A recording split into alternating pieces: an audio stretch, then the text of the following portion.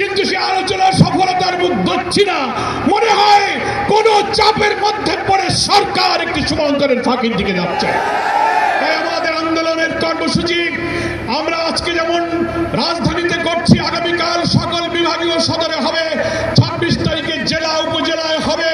দেশবাসীকে এই কর্মসূচি বিপুলভাবে সফল করে গণ আকাঙ্ক্ষা উইল অফ দ্য পিপল, যেটা আমাদের আর্টিকেল 7 এর মধ্যে বলা হয়েছে, এর ভিত্তিতে জুলাই সনদের আইনের ভিত্তি নিয়ে এই নির্বাচনী হতে হবে। আমরা ফ্যাসিবাদের রাষ্ট্র কাঠামো সংশোধনের জন্যই এত রক্ত দিয়েছি, এত জীবন দিয়েছি। এখন যদি 2 মাস 3 মাস সংস্কার করার পর একটি দল বলে এটা পরে হবে, তাহলে এতদিন আমাদের কেন পরিশ্রম করালেন? সেই জন্যই আমরা বলছি আমাদের আন্দোলন এটা রাজনীতির অংশ। It is the part of politics. আমাদের আন্দোলন জনগণের আকাঙ্ক্ষা তুলে ধরার জন্য, আমরা আলোচনার টেবিলে নিষ্পত্তি হওয়ার জন্য আশাবাদী। আমরা নিরাশ নই। দাবি পিআর মানতে হবে। 70% লোক সার্ভেতে বলেছে পিআর এর পক্ষে।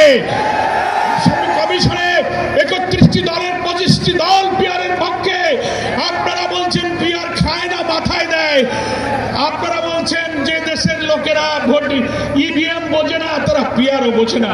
কোন রাজনৈতিক ব্যক্তিত্ব সম্পন্ন লেখনা বলতে পারে না।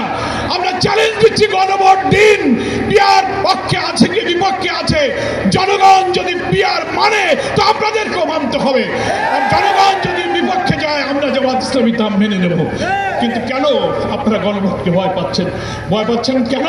পিআরের মধ্য দিয়ে যদি সকলের অংশীদারিত্বের ভিত্তিতে বেশি শক্তি, কালো টাকা মুক্ত কোয়ালিটি পার্লামেন্ট হয়ে একটি সুন্দর সরকার গঠন হয়, তাহলে যারা কর্তৃত্ববাদী সরকার ব্রুট মেজরিটি নিয়ে আরেকটি ফ্যাসিবাদী হয়ে উঠতে পারবে না, তারাই পিআরকে ঠেকাতে চায়।